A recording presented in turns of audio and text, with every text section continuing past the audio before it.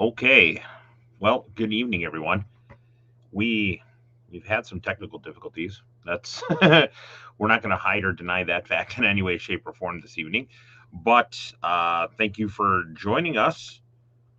And it looks like we're going good here. So this one is. I apologize if you're joining us late, or I'm joining you late. I'm going to send over a new stream. And I apologize about that. Like I said here, um, we have been busy here, so let me get back to it. So now that we're there, I have people coming over. You know what? Let me talk about radios, not let me do any sort of this broadcasting software and stuff like that. I got OBS Studios, if anybody's aware of that or how it works or anything like that. So yeah, that's what happened. I was trying to get OBS set up, and I was trying to move things over to make things a little bit better. This is kind of all leading up to real quick to the thing about I'm working on something really kind of cool here.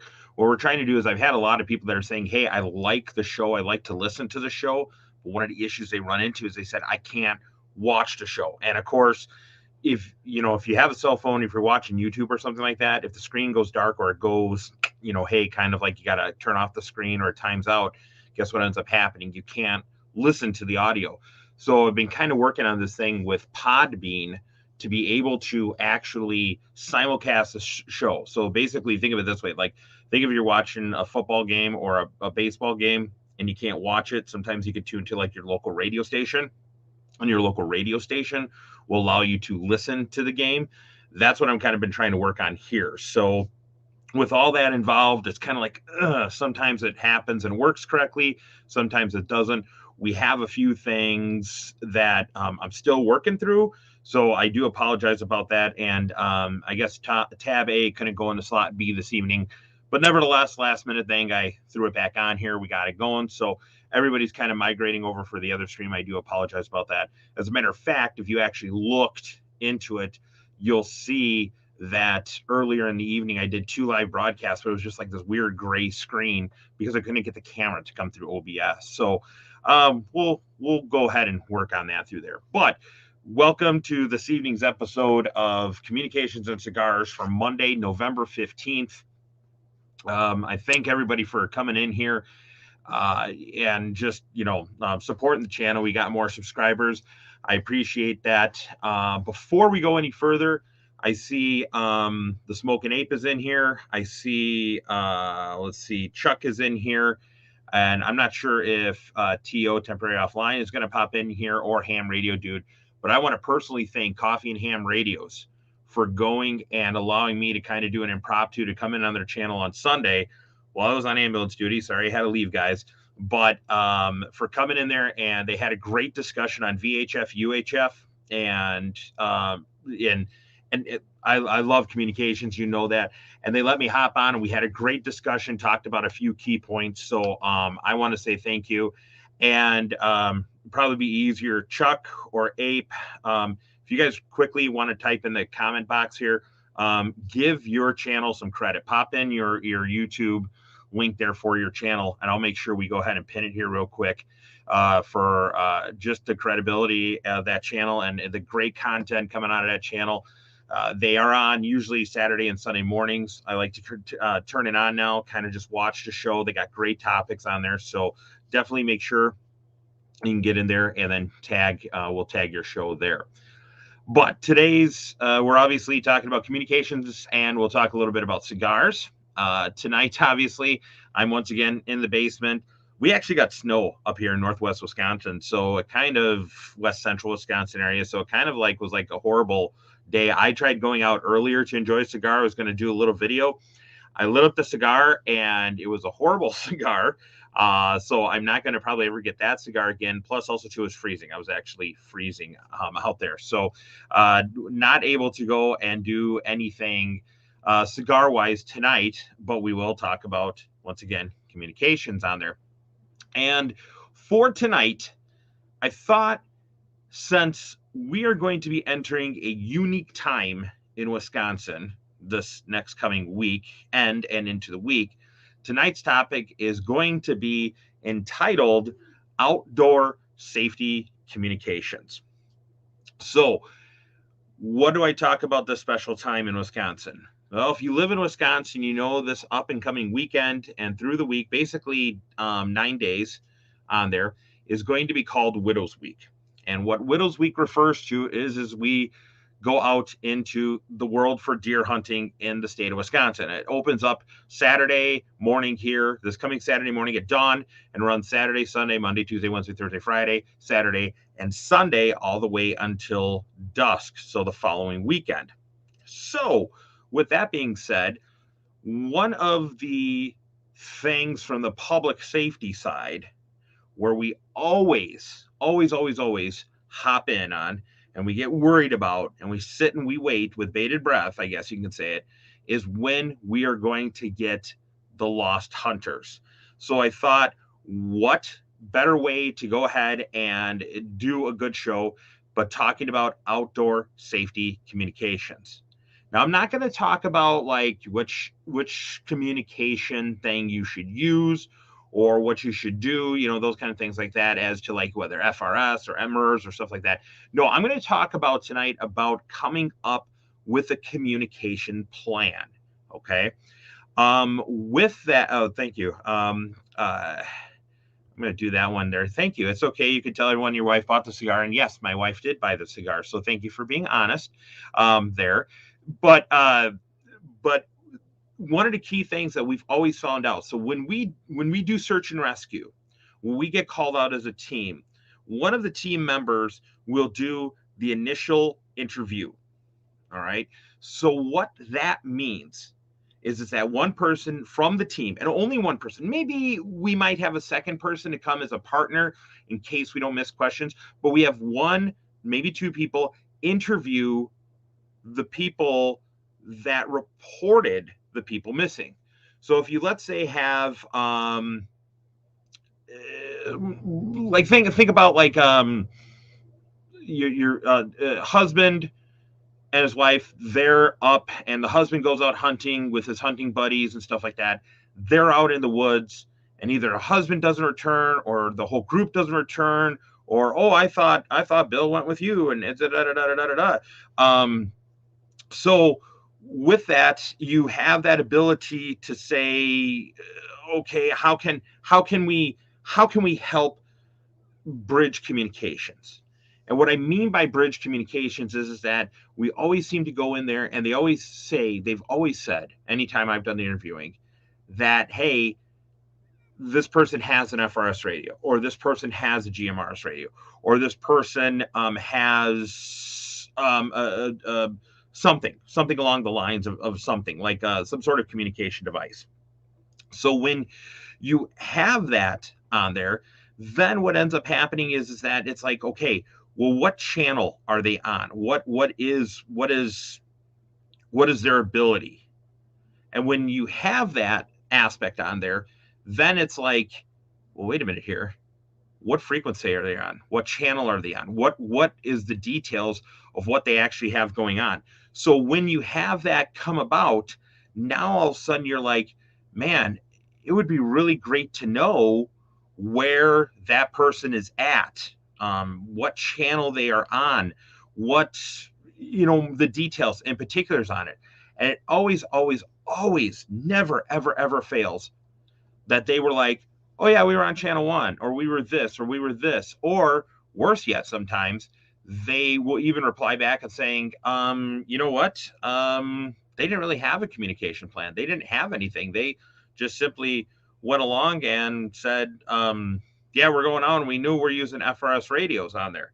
So in those regards, and I'm going to post this here. I'm going to give that there. That's a link to Coffee and Ham Radio. Sorry, Chuck, I'm having a hard time trying to figure this out here with tonight, but that's Coffee and Ham Radios. Check them out on there Saturday mornings and Sunday mornings and throughout the whole week, actually. I mean, even before this, I think Coffee and Ham Radios were doing on their channel. They were doing some ham nuggets and stuff like that on there. But I'm going to kind of give you some ideas about doing a communications plan. And more importantly, it's not just saying, okay, we're going to be on we're going to be FRS channel 1, or we're going to be a Gmrs channel 1 or MERS 1, or we're on this repeater for amateur or stuff like that. It goes a little bit more than that. And the reason being is because when we're out there, and this doesn't just have to do with hunting, I guess, this could be any times. When you're out there, what tends to happen is that things do fail the field. Batteries start to go dead. Certain things happen where it's like, oh shoot, what are we going to go ahead and do? What is the ability to how to communicate? How do we plan? Because you're out there, you're nervous, whether you're in part of the search team, because when we're out there as a search team, we're nervous ourselves because we're trying to help find someone. Whether you're the person lost, you're nervous. You may not know where you're at, or you may know where you're at, but there's something else that's impacting things. Or you're the family member who's like, oh my God, what's going on with my loved one, my family member? Where are they at? And as I said, it doesn't really apply to hunting. We had a group one time that it was a church group that went canoeing. And they went a little bit further down the river than they should have. Well, when we got there, the person did the interviewing. They came back. When that person did the interview, they came back and they said this and this and this and this and this. And so they're starting to look down here and starting to look on the map, or starting to do points like where on the river here. Thank God it was the summertime. It was a little cool and rainy that day, but nevertheless, it was the summertime. But then they're like, okay, we could insert here, insert here, insert here. And I went along and I said, whoa, being the radio geek I am, did anybody ask if they have radios? And it was like, oh, no, they didn't. And then they went along and I said, okay, can we go back and ask if they have radios? And I said, yeah. So some back went and asked, they said, they have radios. Yeah, they got the little Motorola Talk About radios. Okay, cool. What channel were they on? Well, they're usually on channel, I think it was like 4. Great. Here's what we're going to do now. And I said, can we see one of their radios where they're at? And then they went along and they showed me their radios. And they looked at their radios and I said, okay. So quickly, being the geek of radios that I am, I went online, furiously looked up the Motorola model number and confirmed what truly channel 4 was and what code they were using. I think they were using code 4 also. So on their display, it's big channel 4, big number 4, and a small little 4. Looked up what the code was, and so that's a CTCSS. And I think it was like a 74 4 or something like that. And then I said, okay, fine, here's what we do. As part of our search and rescue team, we had GMRS, FRS radios. We had the Garmin units. I think I've talked to you about that before. But we had the Garmin units. And I said, and we looked at the Garmin units. We made sure our channel 4 matched with code 4. And then what he did is I said, when we're out there searching as a team, I want, because we were in somewhat fairly close proximity, I want team 1 to call on the radio. And then 30 seconds later, team 2 call on the radio. And then 30 seconds later, team 3 call on the radio. And then 30 seconds later, team 4 call on the radio. So 4 teams in a matter of 2 minutes. Now, the reason we did it that way was because now if team 1 called, and let's say team 1 called and said, hey, this is the search and rescue team. We're looking for canoers, blah, blah, blah, blah, blah, blah. Do you hear me? If, let's say, they transmitted and the canoers could hear them, they would reply back. But then if team 1 couldn't hear them, maybe 2, 3, or 4 could. Now, let's say team 1 couldn't reach them. Now team 2 does that. And now team 2 calls them. Once again, same thing. Team 2 is in a different geographical location. So what we were doing is we were staging by there. And eventually we were able to make somewhat of a contact with them. And they heard that, and then they knew where to go. And then they went and they came out. It was great. Only after a couple hours they were missing it. It was great. But what really started to think in my mind, though, after that time, is we did the aftermath, the after report, was just, wow, that was a really great idea. You know, great to do that, because that was just another tool in our toolbox for a search team. But now you can have a great plan when you're doing searching and communications, but now it's going to come down into a little bit more of a difficult thing. All righty. And the difficult thing that's going to come into play here is how are that person who is lost? How is that person that you're looking for? Are they going to know when you're calling them? You see what I'm saying? So it's got to have both sides have got to mash up. We can go out as a search team. The family members can go out and call on the radio and stuff like that. But if the person out there is not listening, if the person out there does not know when to call and anything like that, then they're not going to go and know really like when. So you could totally be missing one another while you're trying to help and find this person. So for tonight, let's talk about that. And kind of a little bit of a long intro, but I think it's important to come up with that plan. So the first obviously thing as part of your plan that you want to go ahead and do is number one, determine what radio type of service you are going to be using. Alrighty. Now, what I mean by that is that, hey, is it going to be FRS? Is it going to be GMRS? Is it going to be MERS? Is it going to be amateur radio? Is it going to be CB? Is it going to be marine if you're on the lake or something like that? So those are important key things to specifically get down on there. You may be aware of communications. People may not be aware of communications. They may be, who knows? Who knows what the scenario might be, okay? But it's first important to notify and identify what you're using. Now, you're watching this channel here. Obviously, probably I'm going to assume that you have some sort of idea for a communications that you're going to use on there. So it's going to be pretty easy to write down the service. The next key important part is to make sure you know what model number of radio you are using. So if you're using a Motorola FRS radio, write down Motorola, write down the model number. And when I say model number, don't take off the battery and look at it. It's like a, X42JY and stuff like that. No, go by what's on the front. Like if it's a T880, T880, write down T880. If it happens to be a GMRS radio or a Wuxun radio or a Baofeng radio, whatever radio you're using, write it down and then specifically make sure we know what model it is. Third thing that you're going to want to do is once you've listed the type of radio service, once you've listed the model number of the radio service, if it is a radio service that's channelized, so FRS, GMRS, CB, something like that, then make sure you write down that channel number and any privacy codes that you are using. So if you're going to be on channel 4, privacy code 4, make sure it's written down, channel 4, code 4 on there. Now, the reason I say that it is because when we're taking a look at this, when a person's going to come in, if a search and rescue team's going to come in, if it's they're going to have a geek, they're going to have a tech geek that's going to be there. I guarantee you they will. Or if not, they're going to have resources to a tech geek. But then that tech geek, as I kind of jokingly call him, or the Radio Shack of the team, as sometimes I've been even nicknamed, is now I can say, okay, wait a minute. They're using a Motorola FRS radio model T880. I don't even know if that's a real model or not, but just argument's sake. And they're on channel 4, code 4.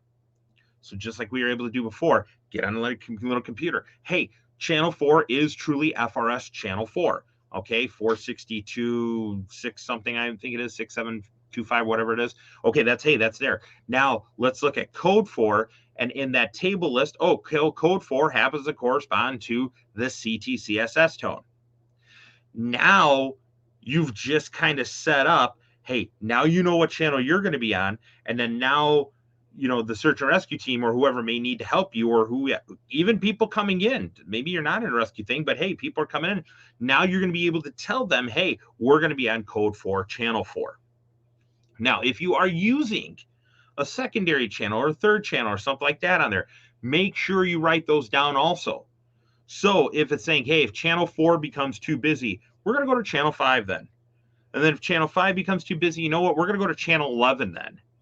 All right, fine. 4, 5, and 11. Those are all written down on there. And then make sure you write their privacy codes. Okay, big key information here. Now, let's talk about the bad scenario, the bad situation.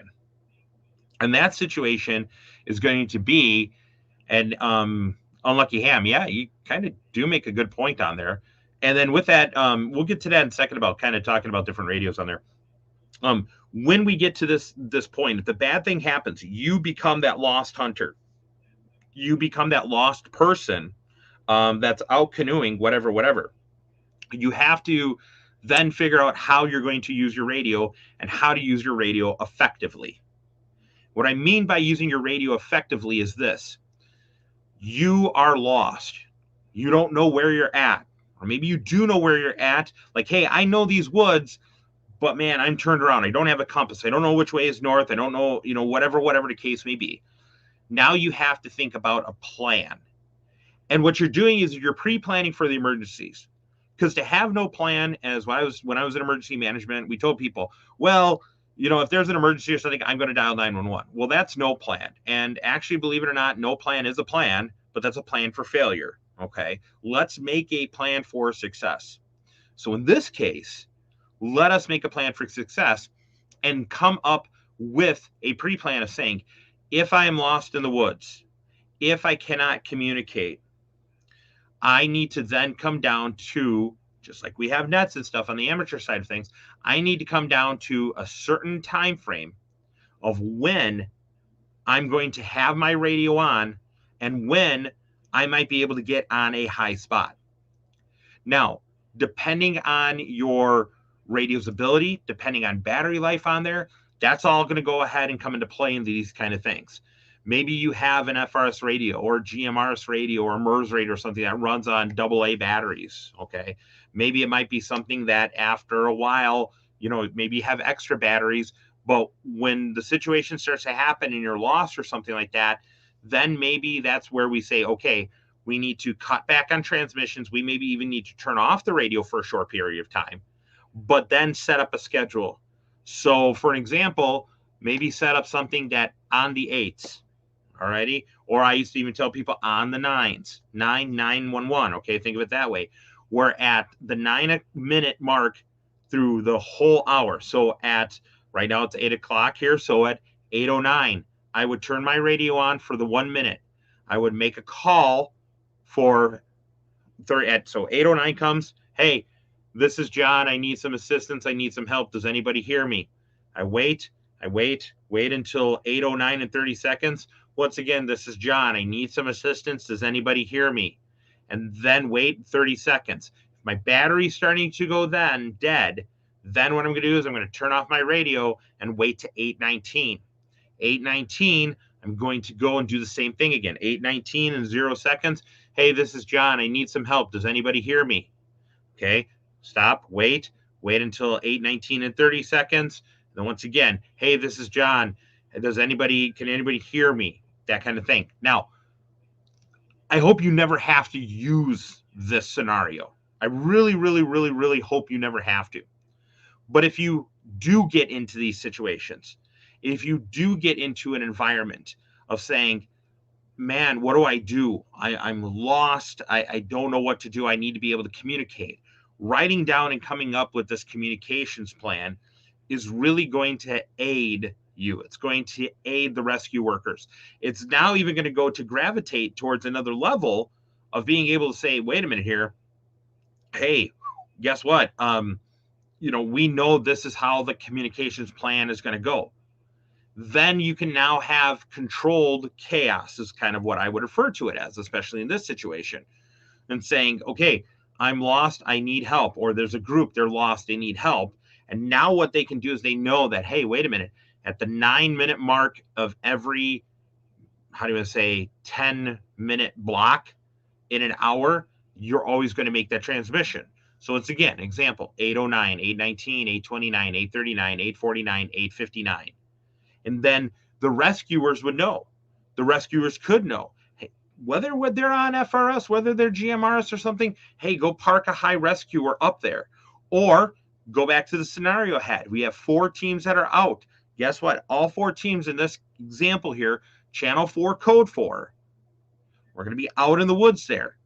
And everybody, and you can have the command staff on the, for our search and rescue team, remind everybody, hey, it's going to be 8:19 and a little bit here, or it's going to be 8:29 here and a little bit here. Okay, At that mark, everybody stop, radio silence, listen.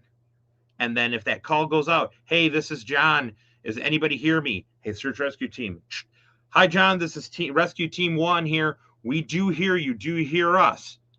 And if rescue team 1, if I don't hear rescue team 1, then you could quickly have rescue team 2, 3, and stuff like that. Because remember, you're transmitting for that short period of time saying, hey, I need help. You're listening for 30 seconds. You're transmitting again if you need to. So you have 2 transmissions in there, but you have a time where you're receiving. So if those rescue teams are out there, if that person you're trying to communicate with is out there, then you know to be able to communicate with that time and how the transmit, how do you want to say, property or procedure is going to take place. Now, does this always have to be an emergent situation? It's a hunter lost in the woods, cold times, and everything like that. No, it really doesn't. You can actually practice this on a more regular basis if you want to. Actually, matter of fact, I encourage people to do those kind of things to get into what I kind of call muscle memory when it deals with communications. This can be very simple. This could be you going out with a church group to a museum, to Mall of America, to wherever you want to go.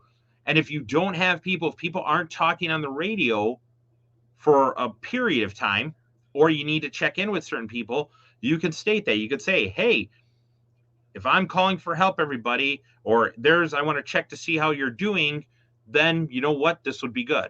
Now, do you have to do it as frequently then as being someone's lost, like on the nines? No, you don't. Maybe you do it at the 15-minute mark of each hour. All right. Or maybe you do it at the 30-minute mark of each hour. Or maybe, hey, it's not even that concerned or worried. You're more in a controlled environment. You just want to find out where people are at. Maybe you do that at the top of every hour. For us that are amateur radio operators, what does this sound a lot like? This sounds like a net. This sounds like being net controlled during an event, during a race, during something that requires us to have a net control to check in with people and doing it there. So odds are, hands down, if you're watching this tonight, you're thinking in your head, man, this is actually, this is actually kind of fits into play here of how we do things a lot. So if that works for you, great. The plan doesn't have to be as rigid as like I just said here. That's the great part about a plan. You can expand or contract the plan to what fits your need, to fit what fits your purpose, those kind of things like that on there. So don't be afraid to modify the plan. Don't be afraid to say, hey, you have to go ahead and you have to meet these requirements and stuff like that on there. So, say, hey, once again, I don't need to do it every 9. Okay, that's fine. You don't need to do it every 9. Simply just go ahead then and say, we're going to do it every 15-minute mark or something like that on there. I will tell you this, I did go to the Mall of America last weekend, spend some time with the family. However, I didn't bring my FRS, GMRS radio with me. I kind of kicked myself in the butt there, but family time was more important with me on there. But I can guarantee you there would have been a lot of communications that were taking place there. Just you could tell by how busy it was, but it would be interesting to see and, hear how their talking plans are, because time to time I've brought my FRS radio or GMRS radio there. And what do I hear? I hear people almost screaming at one another. Hey, have you seen Billy? Have you seen this? Have you seen this? Have you seen this? And this and this and this on there. So, a lot of communication confusion, communication chaos can really, really, really be mitigated by having just a simple comms plan. I mean, public safety, we do that all the time. We have certain radio procedures and stuff. To even give you an example, I was working yesterday as a paramedic, and it got towards the evening. We had a structure fire. All right. And the people are fine. The people are safe. There was damaged tiles. I think that might be a total loss. And I'm sorry to hear that. My prayers and thoughts go out to that family on there. But one of the things that happened there is that, with the fire service, especially in public service, we don't have specifically written plans down like this. We are all muscle memory. We know, hey, channel 1 is dispatch, channel 2 is ground, channel 3 is interior attack, channel 4 is EMS, those kind of things on the radio like that. But one of the things that we do is we do PAR, personal accountability reports. So the incident commander will yell out, PAR. I want a PAR check from all divisions. So those people on the A side of the house, guess what? They're doing PAR check. the person, chief, lieutenant, whoever is with that crew on the A side of the house, they're going ahead. Hey, par check. So I got, Billy, Rocco, and Kevin and Sue here. Okay, great. Okay. Hey, side A to command, par check. Good, fine, boom. Then they do B side, C side, D side. Okay. However, they need to go ahead and do their different divisions on there. Do we need to do par checks on FRS, GMRS when we're out on family communications? No, we don't need to do par checks like that. But it does kind of come into play of saying, hey, wait a minute here. How can we account for people? How can we account for ourselves when we're out and about? And that's kind of what tonight's whole episode was about. And like I said, it's amazing. The confusion that can happen in communications is just absolutely amazing sometimes on there. If you do have, anytime you have an idea for a show, you want to send me an email to discuss hey, I want you to elaborate a little bit further, or something like that, feel free to email me, Communications and Cigars. We have our email, which is communications-cigars@jjkcom.com. So once again, communications-cigars@jjkcom.com. We do have a sponsor of JJK Communications, which does help us bring forth the show on here. So it's really kind of nice to do there. I do see a lot of things in the chat. I want to go ahead and just acknowledge a few people there. Hey, Smoking Ape, good evening. Evan, good evening also. Brian, AD8GI, thank you for hopping over from the other stream there. And yes, to answer your question, yes, we only have 9 days, and this is the rifle gun deer hunting season. Black powder and bow deer hunting seasons last longer, but it's the 9 days of the rifle area on there. Paul, good evening. Anthony, good evening. Chuck, KB8YIT on there. Chuck, KK6USY, Ham Radio Ventures, thank you very much. And good evening over there from the West Coast. Ben Manley, good evening. There you go. Yeah, tonight, Ben. See, that would have been great if we could all had a radio channel. I could have called out and said, hey, this is John. I need help. The OBS software has taken me down. I am injured mentally right now. So good on there. Mr. Good Skills, thank you very much for checking in from Texas. You have better weather than me down there. Evan, good evening. FEP Labs, hey, thanks for coming on over. Once again, sorry about that. Fourth and Birch, good evening. Yes, we can, could tell, blame it on the wife, which I will. K9KMV, the Unlike Ham, thank you. Roger, thank you for checking in. And Andy, thank you for checking in also. One thing I do want to say, though, hey, you know what? I am a human, and I am not without error. I want to talk about last week's episode real quick here, and I do want to apologize. I said some information which was not 100% correct, kind of was from way back in the day when we were talking about the different radio services, which might be right for you, is where I said it. I said the GMRS license covers everyone underneath your house. That is actually incorrect. Your GMRS license covers every part of your immediate family on there. So I did say household, but it should have actually said immediate family on there. And then the FCC does have the definitions on there as to who is covered under an immediate family.